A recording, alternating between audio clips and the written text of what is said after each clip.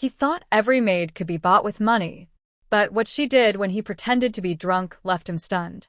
Stay tuned because you're about to watch a beautiful story and find out what happened next. Hello, family. Welcome to Tales Haven. Kindly subscribe to my YouTube channel for more beautiful stories. Thank you as you do so. Sit back, relax as we dive into the story. Sebastian Vale was a man who had everything money could buy. At just 36, he owned one of the most successful tech companies in New York. His face was often on magazine covers, his cars were worth more than most people's houses, and his mansion sat proudly on a hill, looking down at the city like a silent king. But behind his sharp blue eyes and tailored suits was a man who trusted no one. Years of betrayal had hardened him. Old friends had used him, business partners had lied to him, and even women who claimed to love him had only wanted his wealth. Each experience carved a wall around his heart, brick by brick, until Sebastian believed one truth: people cared more about money than honesty. That belief followed him everywhere, even into his own home. The mansion was spotless, managed by a small team of staff. Most were distant with him, keeping conversations short. But one person stood out: Emma Collins, the new maid. She was in her early 20s, with kind brown eyes and a quiet smile that always seemed genuine. She worked hard, often humming softly as she cleaned the grand halls, polished the glass windows, or arranged fresh flowers in the living room. Unlike the others, Emma never tried to impress Sebastian. She didn't giggle when he walked past, nor did she attempt to start forced conversations. She greeted him with simple respect. "Good morning, sir," and then carried on with her duties. Still, something about her puzzled him. Why was she so calm? Why didn't she look at him the way others did, with greed or fear?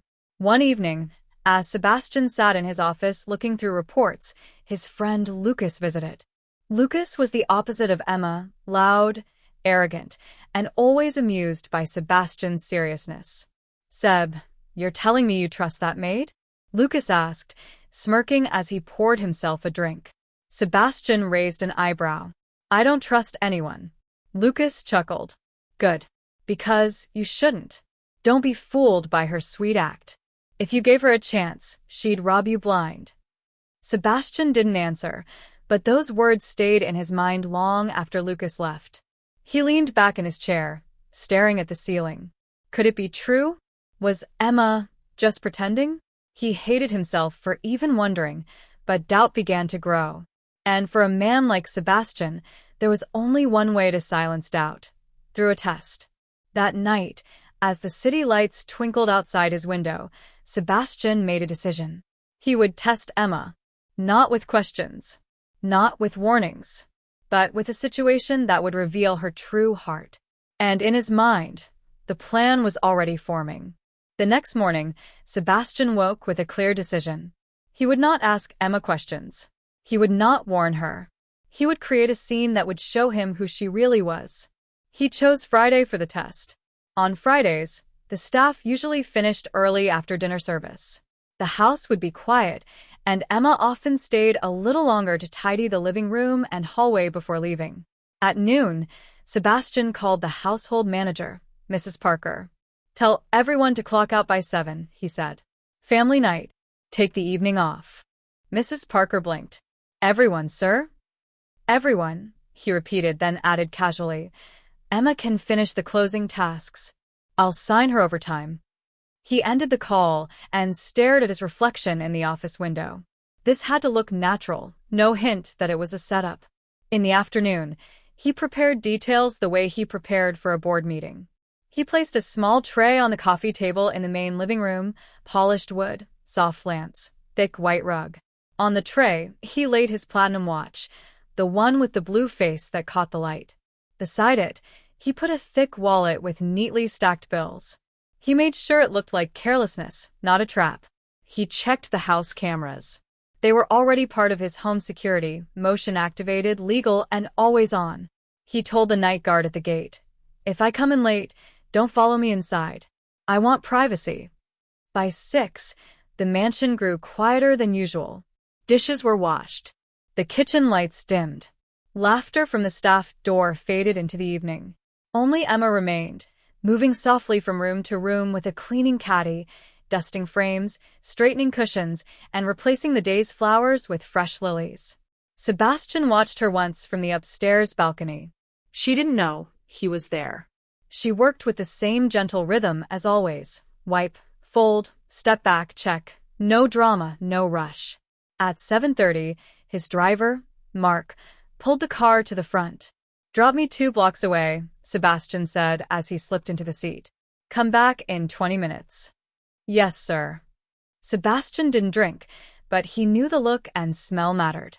At a quiet corner bar, he paid for a small glass of whiskey, dipped a fingertip in it, and dabbed it on his collar and cuffs. He took no sip. He ruffled his hair, loosened his tie, and practiced a slow, uneven walk in the bar's hallway mirror. Left foot heavy, right foot late. Eyes a little unfocused. Voice slightly thick. When the car returned him to the mansion gate, the sky was deep blue, and the garden lamps glowed like warm stars. His heart beat harder than during any investor call. Tests were easy in business. In life, they were not. "Remember," he told the guard, steady but quiet, "no one follows me in." The front door unlocked with a soft click. The house smelled of lilies and lemon polish. From the far end of the hall came the faint sound of a broom and the creak of the mop bucket wheels. Emma was still working. Sebastian let his shoulders sag. He stumbled once against the wall, just enough to make noise, then made his way into the living room and let himself fall onto the sofa. He placed the wallet, so it slipped to the floor near the cleaning bucket.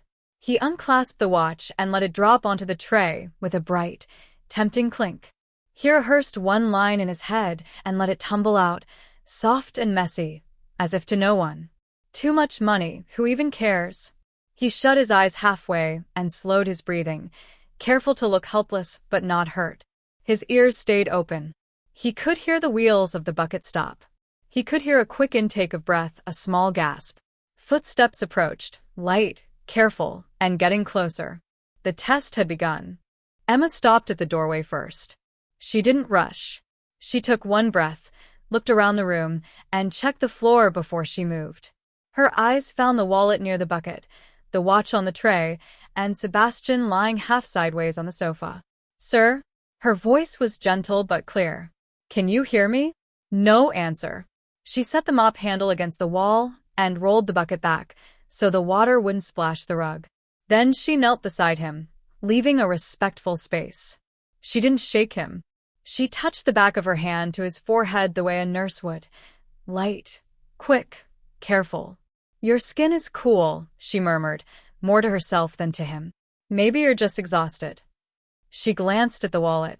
It was thick and open at the edge, a few bills peeking out like leaves. She pressed her lips together, stood, and closed the living room curtains so the street couldn't see inside. Then she turned down the lamp, leaving a warm glow. The room changed from bright to private. Emma returned to him with a small throw blanket from the armchair. She shook it out and laid it over his shoulders, pulling it up to the base of his neck. She slid a cushion behind him so the edge of the sofa wouldn't press into his back. "Sir, I'm going to get water," she said softly. "I'll be right here." In the kitchen, she moved with quiet speed. She poured a glass of warm water, put a slice of lemon on the rim, and brought a small bowl with it, just in case he felt sick. On a napkin she wrote in neat letters, "Warm water. Please sip slowly." Back in the living room, she placed the glass on the coffee table and the bowl on the floor by the sofa. Only then did she look again at the watch and wallet. She didn't touch them immediately. Instead, she went to the console table by the wall and pulled out a thin ledger notebook. It was the staff's found items book, something Mrs. Parker had set up for lost cufflinks or phone chargers. Emma opened it to a clean page and wrote, 8:12 p.m. living room. Found Mr. Vale's wallet and watch near the sofa. Placed both in the left drawer of the console. Emma Collins. She signed the page, dated it, then brought the notebook to the console and opened the left drawer.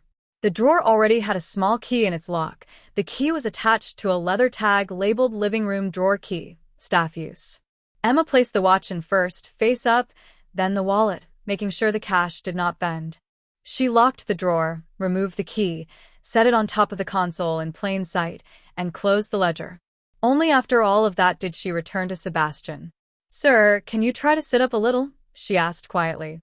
He gave a half sigh, half grunt, the best act he could manage without speaking. Emma slid one hand behind the cushion to help him rise without placing her hand on him, keeping a respectful distance. When he leaned a little higher, she placed the glass in his hand and supported the bottom with the tips of her fingers so it wouldn't slip. "Just a sip," she said.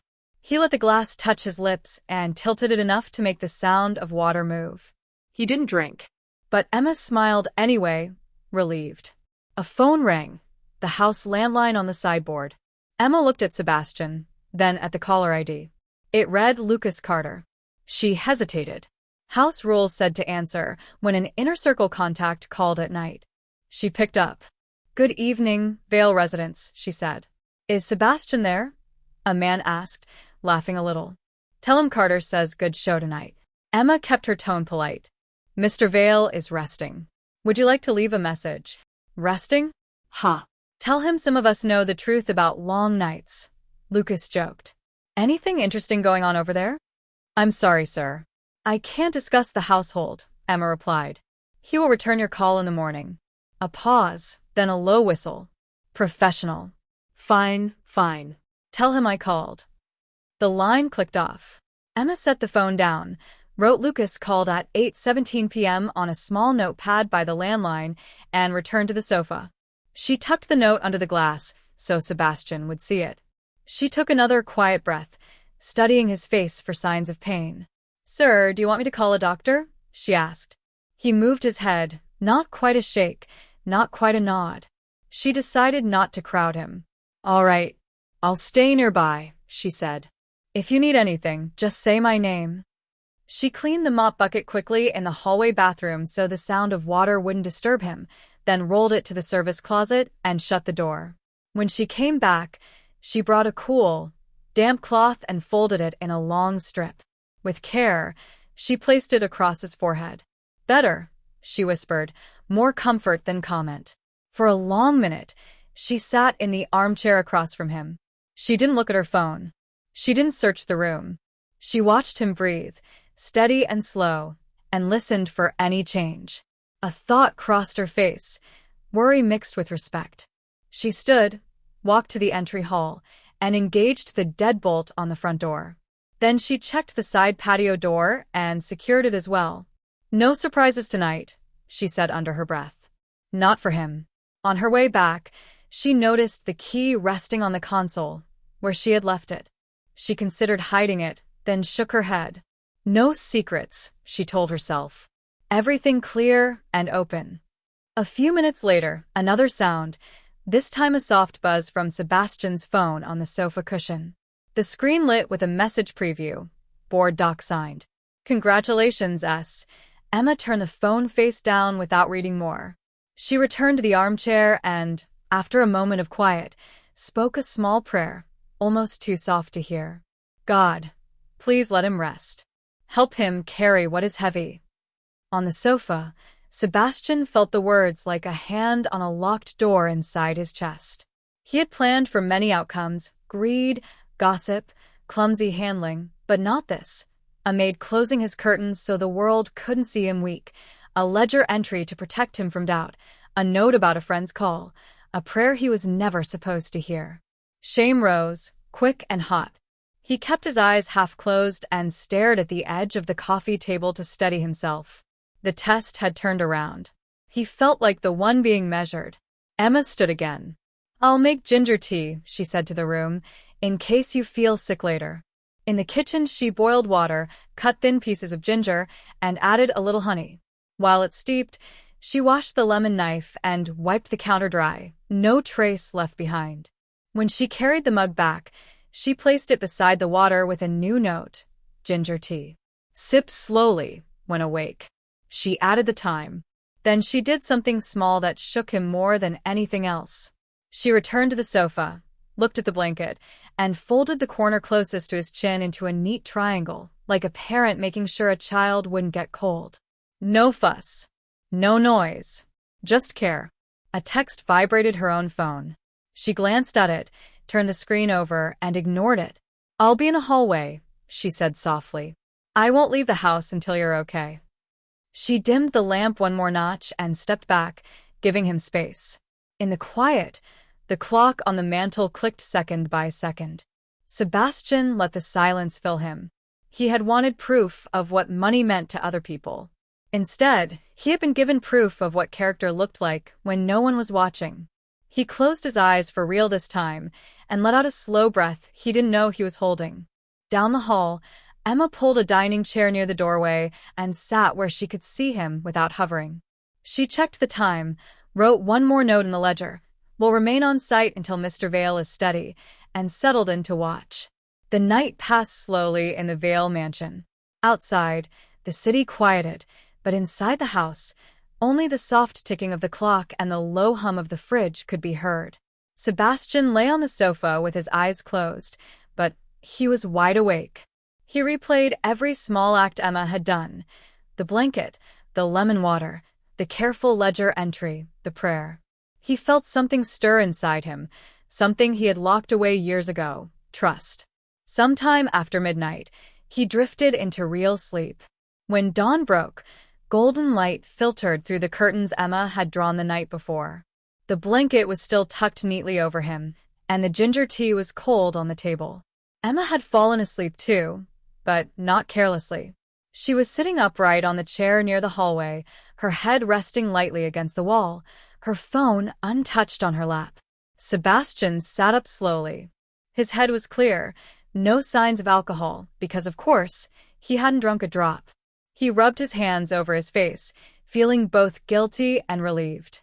He had tested her, and she had passed with a grace that humbled him. The movement stirred Emma. She blinked, then straightened quickly, embarrassed. "Good morning, sir," she said, standing at once. "How are you feeling? Do you need me to call Dr. Harris?" Sebastian studied her. There was no sign of curiosity about his wallet or watch, no slyness in her tone, just genuine concern. "I'm fine," he said. His voice was lower, almost careful. "Better than I deserve." Emma tilted her head, confused. "I'm glad. You should rest more, sir. You work too hard." He glanced at the coffee table. The wallet and watch were gone. For a moment, his chest tightened. But then Emma stepped to the console, lifted the ledger, and handed it to him. "I logged these here, sir. In the drawer. You can check." Sebastian opened the drawer. Everything was exactly as she had written. The watch placed neatly, the wallet stacked with the bills untouched.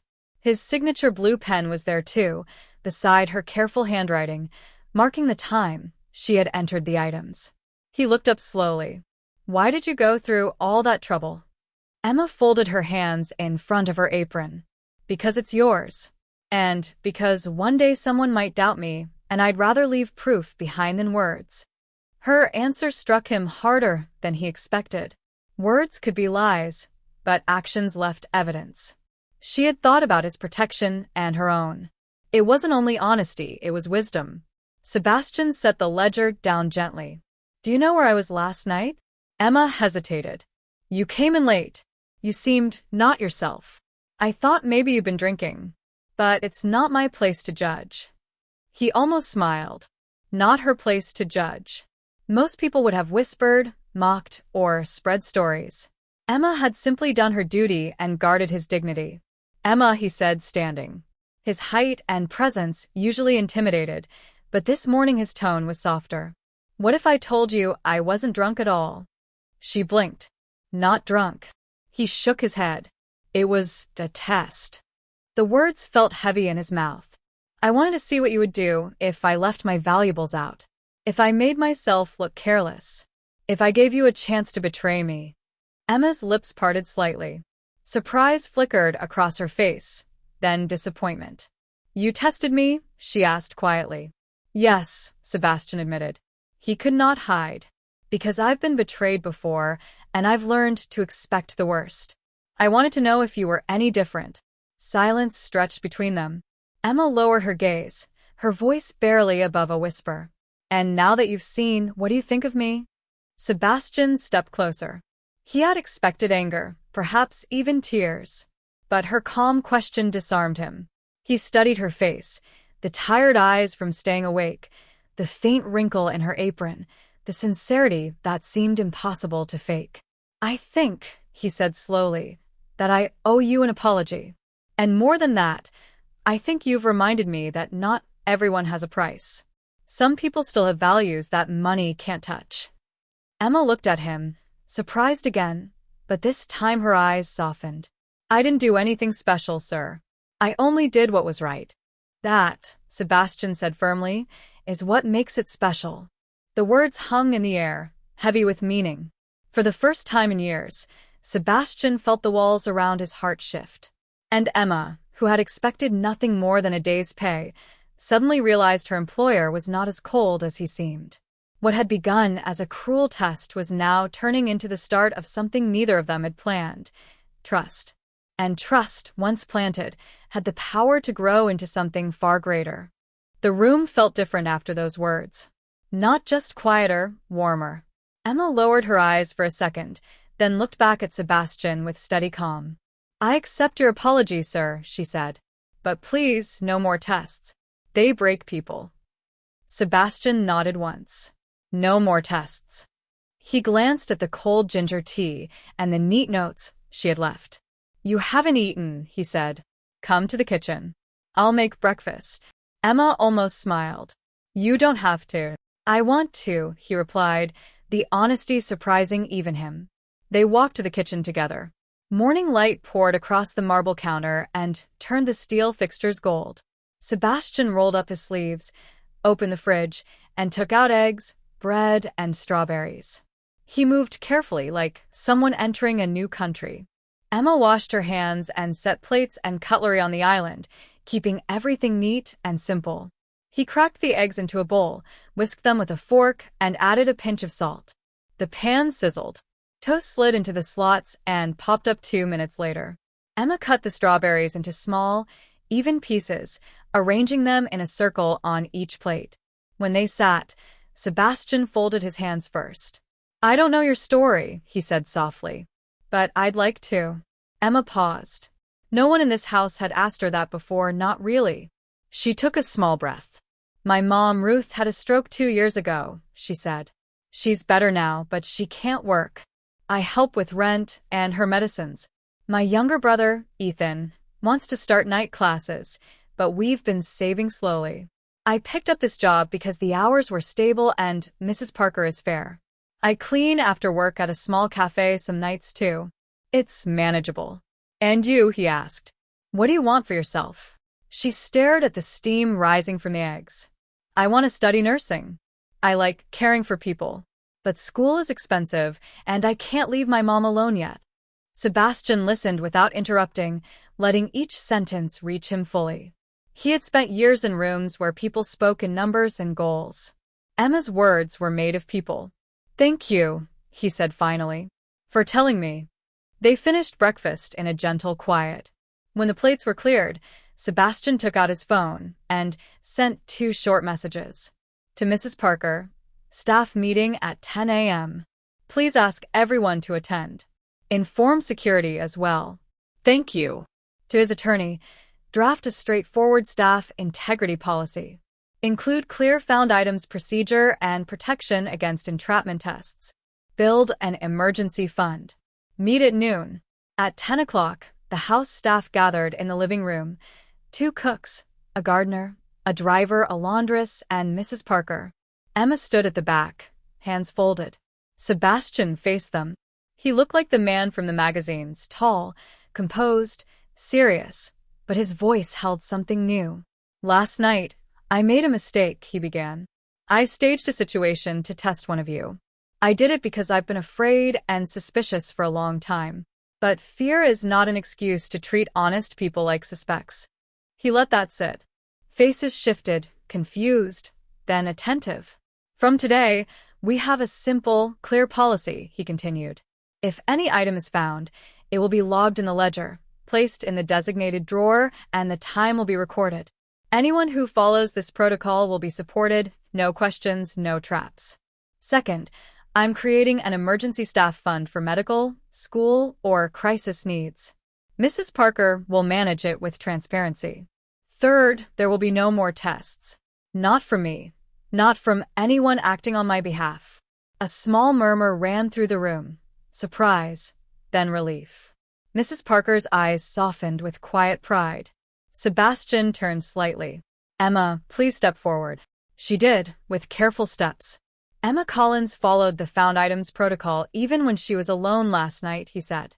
She protected my property, my privacy, and my dignity.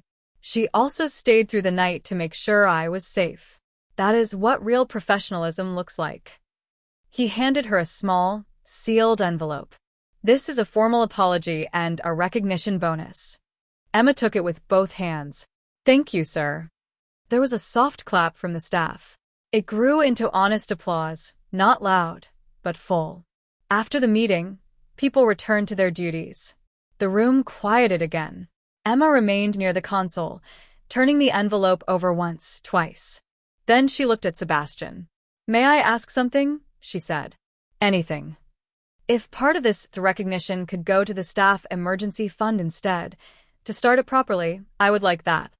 She paused, thinking. I'll keep a small part. My mom has a doctor's review next week. But the rest, the others might need it sooner. Sebastian's mouth opened, then closed. He had prepared responses for refusal, for tears, for nervous jokes. He had not prepared for this. You would give away your bonus? He asked, almost in a whisper. I would share it, she corrected gently. It helped me last night to know that if I did the right thing, I would not be alone. I want others to feel that too. He had no words for a moment. The man who spoke at conferences without notes stood completely still, struck by a simple choice. Her reaction left him speechless. When he found his voice, it was low and sure. We'll do both, he said. You'll take what you need, and I will match the rest times 10 for the fund. Today. Emma's eyes widened. Sir. It's decided, he said, but his smile softened the firmness. And one more thing. If you choose to begin nursing classes, we'll cover tuition and adjust your schedule so you can attend. No debt. No tricks. A written agreement you can keep. Emma blinked rapidly and looked away toward the curtains she had drawn the night before. She took a slow breath to steady herself, then faced him again. Thank you, she said. I don't know what to say. You already said everything that mattered, he replied. A shadow moved in the doorway. Lucas Carter leaned on the frame with a paper cup in hand, wearing his usual grin. Quite a speech, Vale, Lucas said. Didn't know we turned the mansion into a charity boardroom. Sebastian straightened. Lucas, now is not the time. Lucas laughed. Relax. I called last night. Your maid was ice calm. If I'd left my wallet out, I'd check the drawer too. Emma nodded politely. Good morning, Mr. Carter. Lucas waved his cup. Morning. So, Seb, dinner tonight? We can toast to your new life as Saint Sebastian. In a minute, Sebastian said, voice like glass. We're finishing something important. Lucas looked from Sebastian to Emma, and for the first time seemed to notice the weight of the room. He lifted both hands. All right. I'll be outside. When he was gone, Sebastian turned back to Emma. You never repeated a word of his call last night, he said. You could have. You didn't. It wasn't mine to repeat, she answered simply. He nodded. Then let me say the words that are mine. I'm grateful, Emma. Deeply. That afternoon, papers were signed. The staff emergency fund received its first deposit. The integrity policy went into effect and was posted in the staff office.